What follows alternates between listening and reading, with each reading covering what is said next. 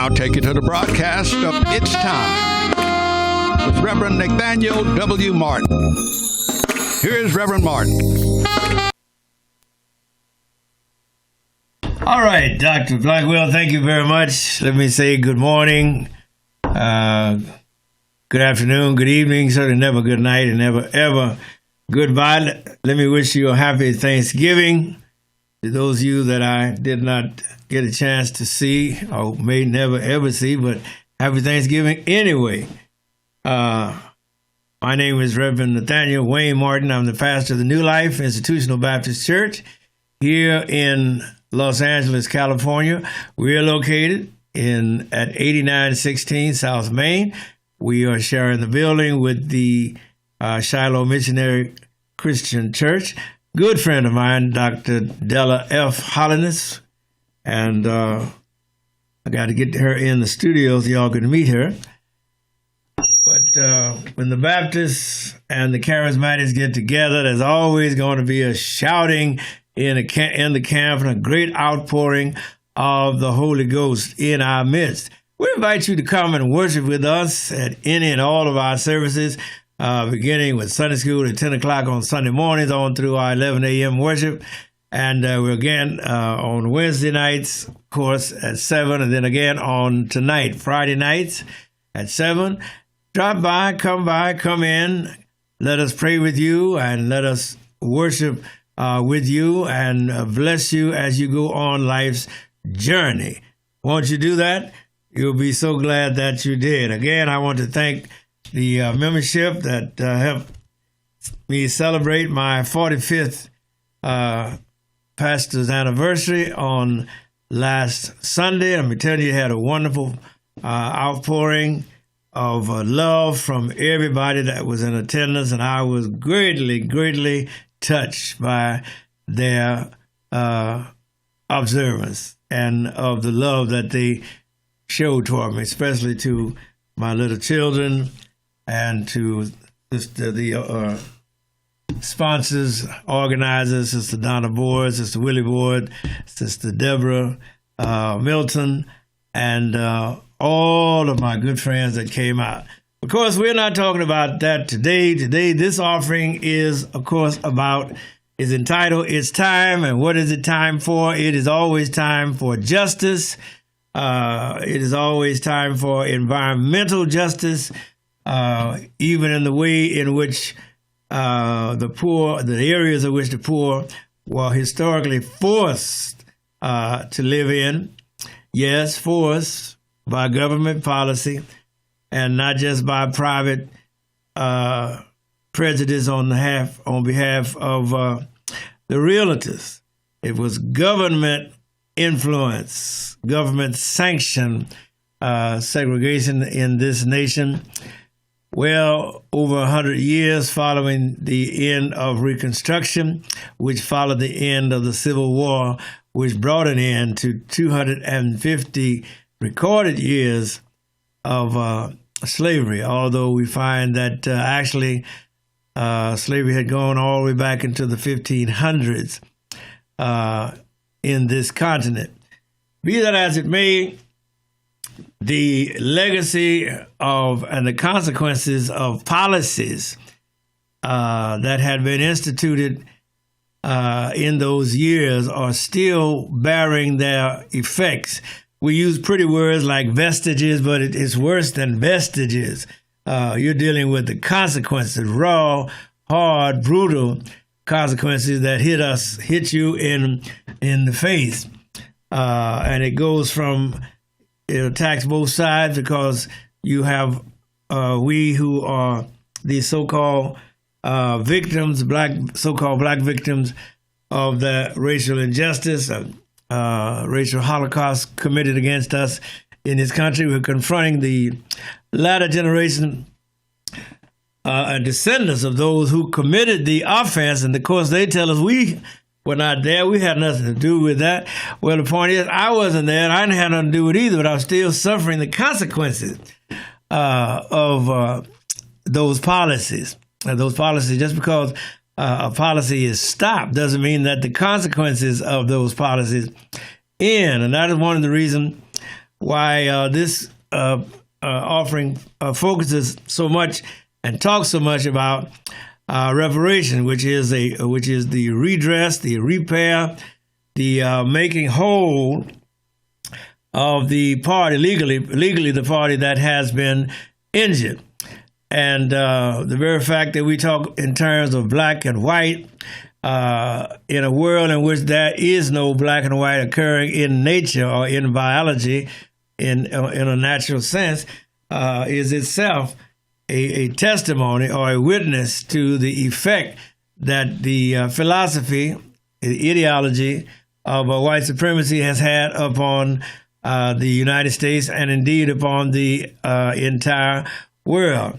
Dr. Joy DeGruy has very well said that we are all suffering from what you call post-traumatic slave disorder, which is quite different from post-traumatic stress disorder. They're not the same thing, although the symptoms are similar.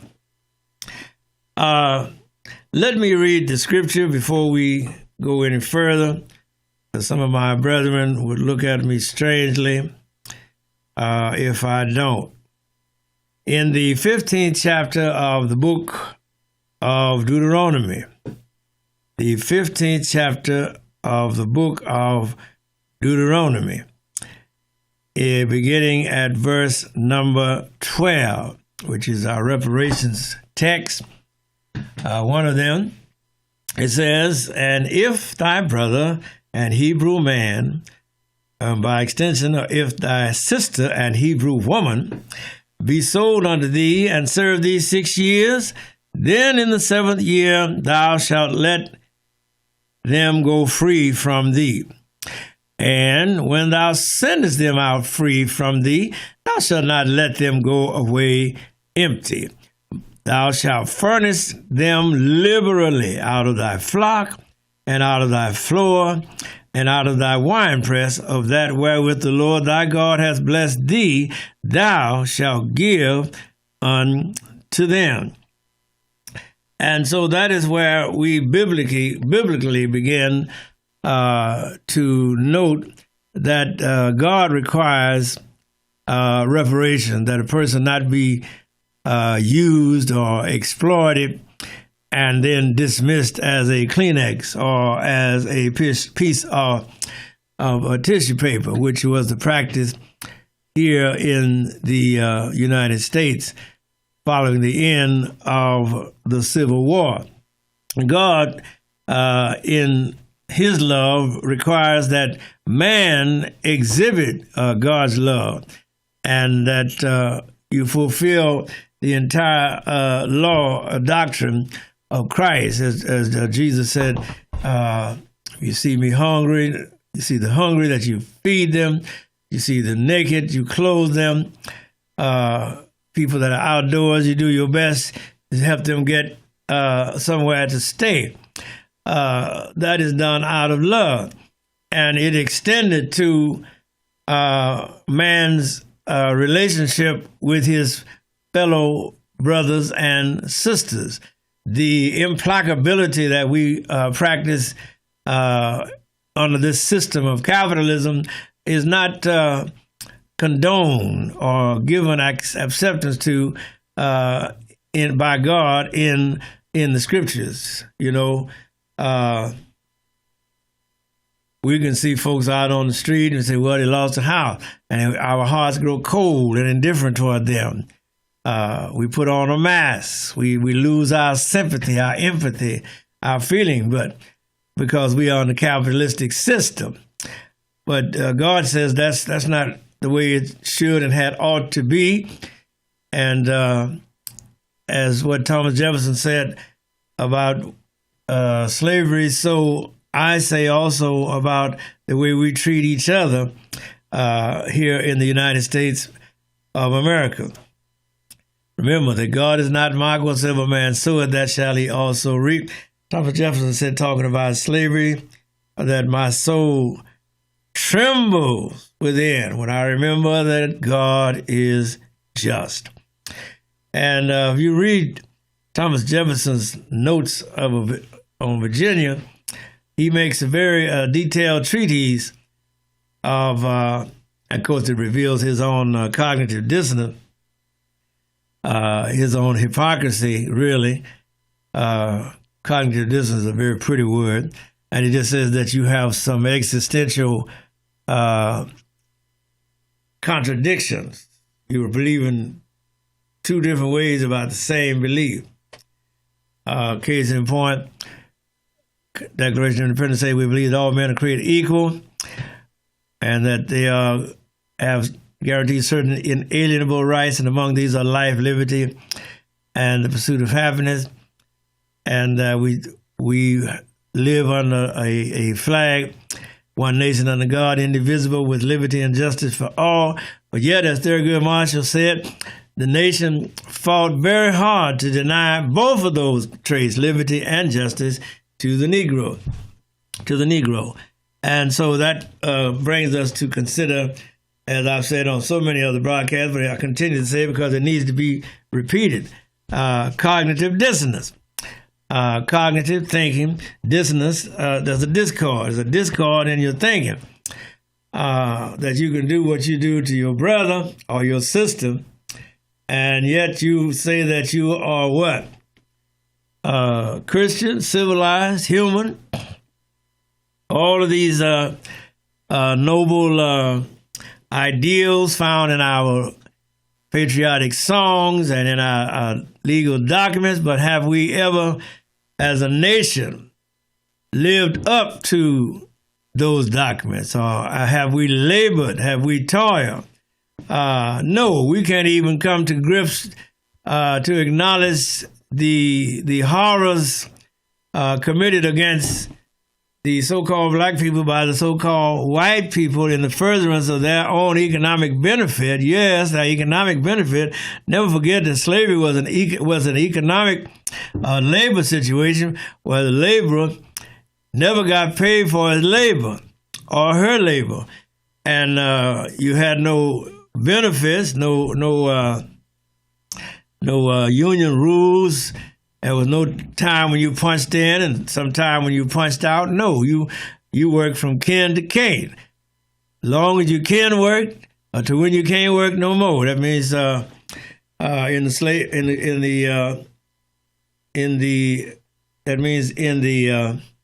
am I trying to say? In the case of the slaves, it meant that you never stopped working.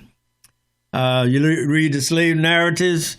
Those people never stopped working. They never got a day off. They never got a vacation, never got a break or recess or anything like that. Huh? No, never got a lunch break. You was a slave. They were working you to death, literally.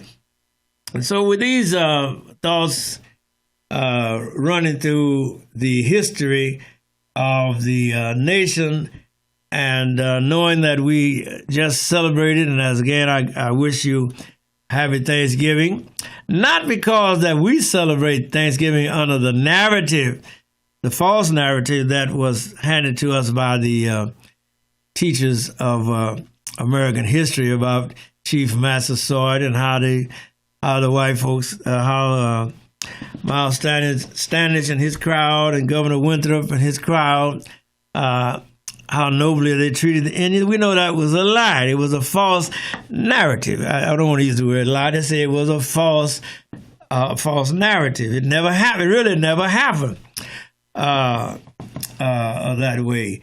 The Europeans came over here with their hubris and with their arrogance, and did not view the first people, the first nation, as even being equal. And Dr.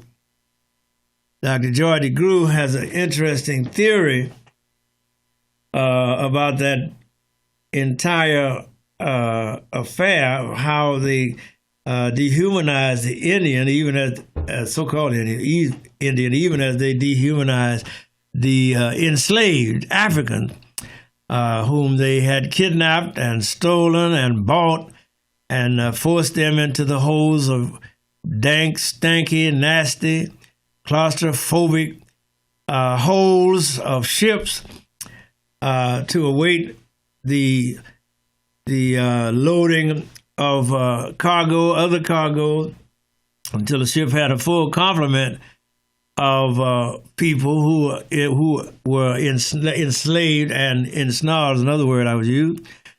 And then they were what? You had people who were engaging in the transport of human cargo. Can you imagine that?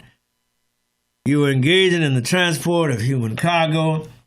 You were engaging in the dehumanization, in the brutalization, in the inhumane treatment of human beings, persons. And yet you could write a Black's Law Dictionary that says a slave is a human being who is not a person but a thing.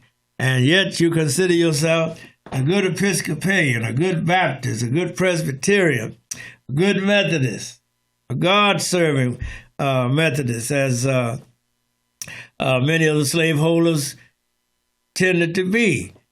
It is a mockery of a good religion and true religion, as recorded and as it should have been practiced. But in this nation, it has been honored more in the breach than in the observance. And can God bypass all of that inhumanity, pile on inhumanity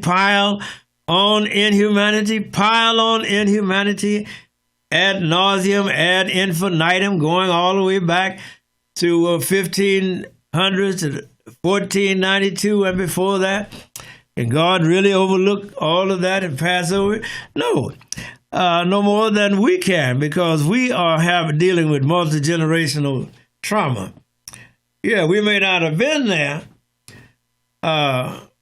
so to speak, just take, for instance, when slavery flourished in New York State, in the city of New York.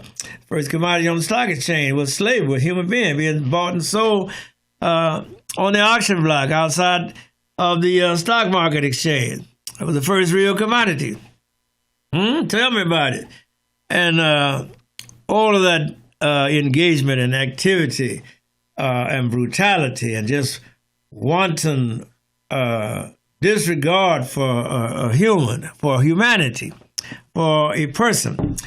I was reading, bring to your attention on this rather abbreviated weekend, because it's the day after Thanksgiving, that there was a Central Park.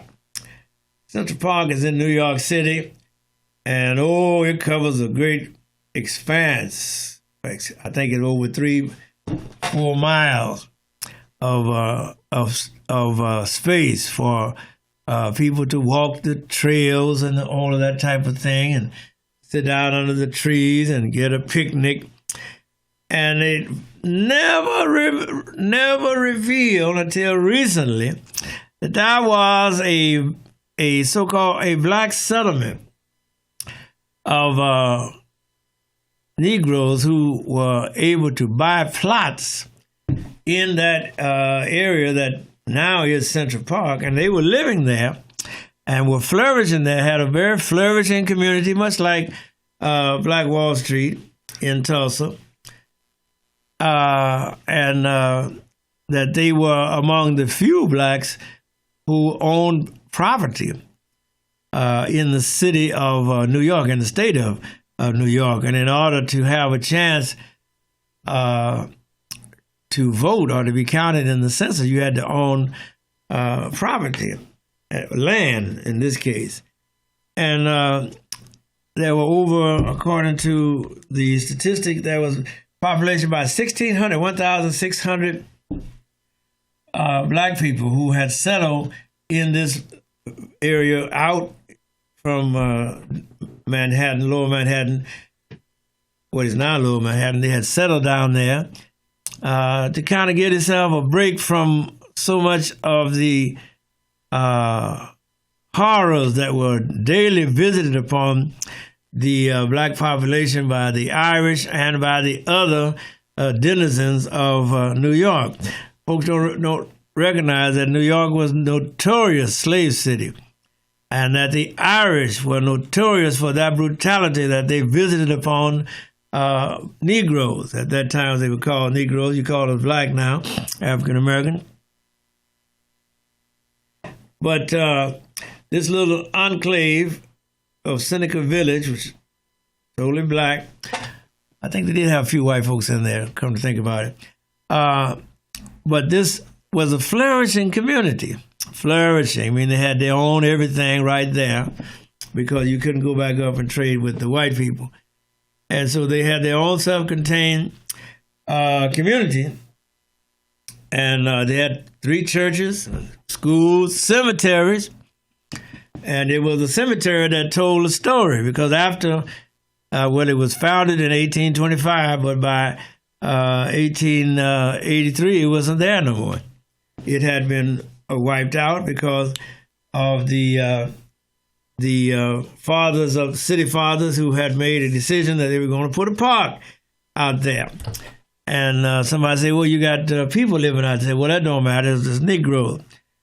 And so all of the signs and the evidence and the indication that there was ever a city there had been eliminated until around about 1883, somewhere like that. Someone found a coffin, a beautiful coffin, and that made somebody ask, well, what the world is this coffin doing out here? And then that's when they began to go back, and because a lot of people were still living then, and reveal the fact this had been a very flourishing black community in New York, but it had been wiped out. James Baldwin said urban renewal meant Negro removal.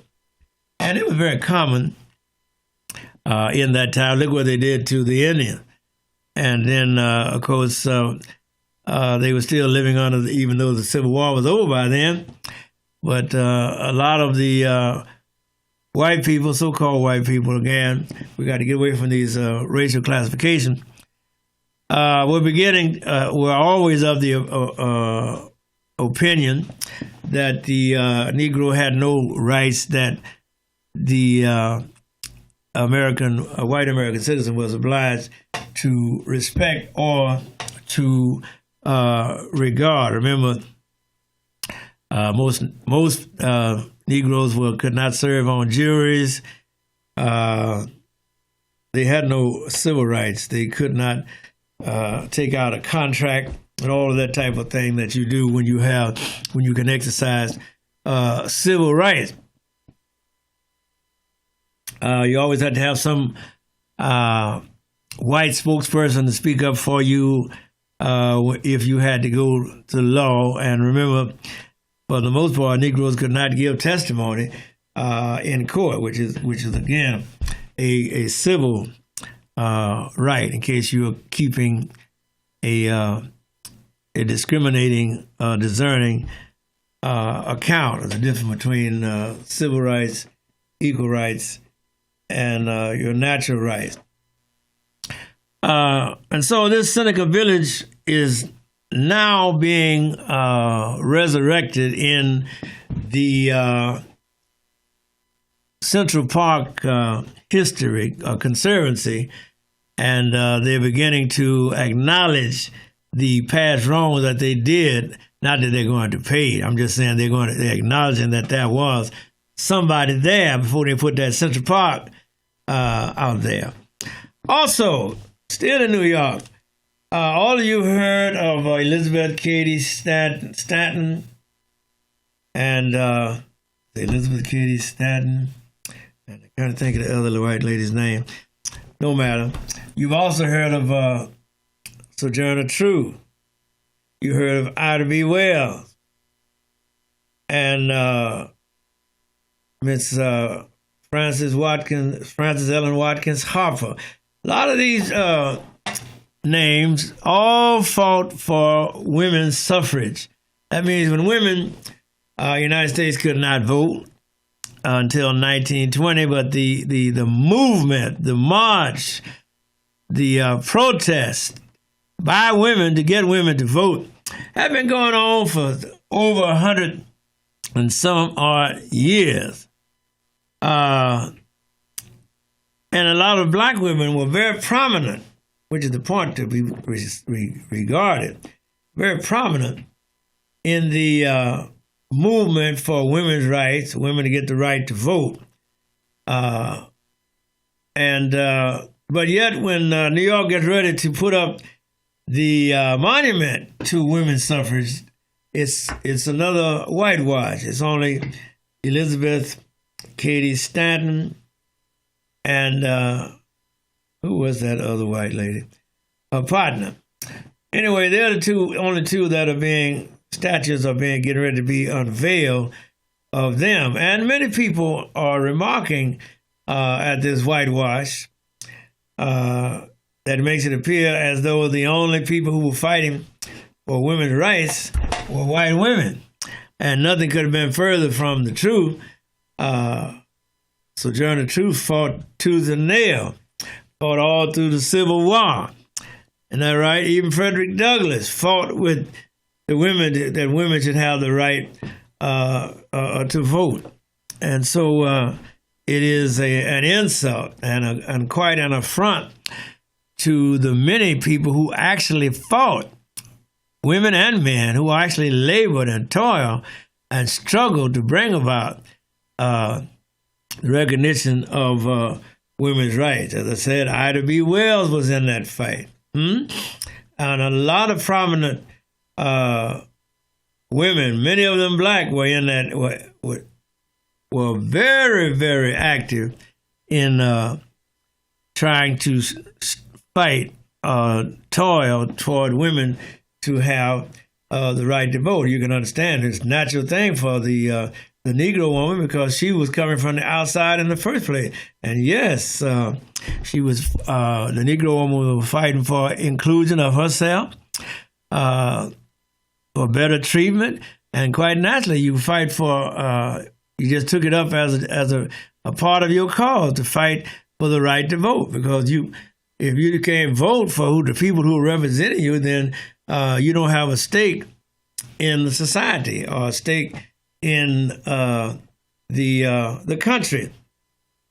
And so these things claim our attention. Remember, we don't celebrate Thanksgiving based upon Miles Standish or Governor Winthrop or anything like that. We celebrate, black people, we celebrate Thanksgiving because of the Civil War successfully fought and successfully won by the North, and especially because of the passage of the signing, rather, by Abraham Lincoln of the Emancipation Proclamation in 1863. Now, you can always argue about its efficacy and its result and all of that, but at the time, you couldn't. The Negroes who heard about the Emancipation Proclamation were just as happy as we were when we found out that Barack Obama had won the election. We were exultant, and you ain't telling the truth when you say you didn't exult. Yeah, you was happy. You had to give in to the moment. You had to rejoice, and that's why we rejoice in our cause of Thanksgiving, which is different from the other folks' cause for Thanksgiving. And there's a lot of false narrative going around and being put forth out there. For you as Baptists, as Christians, as Black Baptists especially, you know better. So as I get ready to wrap up, again, I say to you, happy Thanksgiving. Enjoy the weekend. And with all of these trillions, billions, and millions of dollars that are floating around in our country and in our world, and yet they don't want to give you nothing but kibbles and bits on your job, I tell you again, as I always tell you, start your business of your own. Get you something going now so that you have something to carry you through going forward. Remember, if they don't want to pay you, don't work for them. God bless you. Thank you, Doc. When I look around and I think